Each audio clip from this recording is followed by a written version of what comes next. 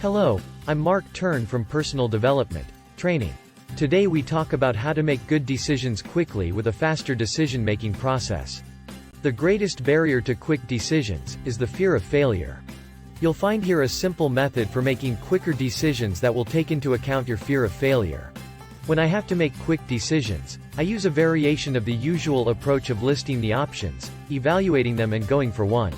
I keep these steps but I develop them in a different way.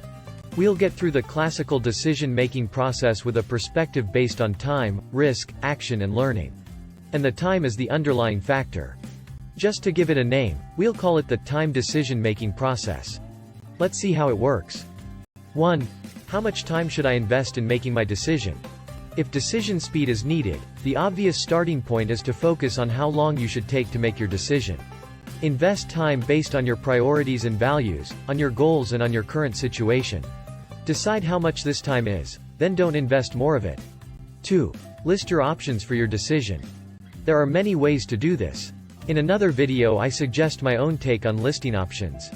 For now, take 5 minutes and just write down all the options your mind can come up with in this time. 3. Evaluate your options on a time perspective. This is somewhat different than classical decision-making. With this approach we evaluate the options against readiness, how much it's easy to apply the option, risk and recover, how much time is needed to recover if the decision goes wrong. 4. Decide, take action and adjust the outcomes. Adjusting the outcome is the key point here.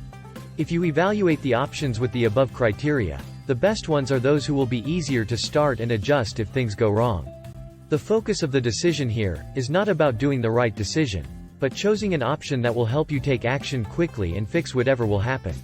Make quicker decisions, create your life.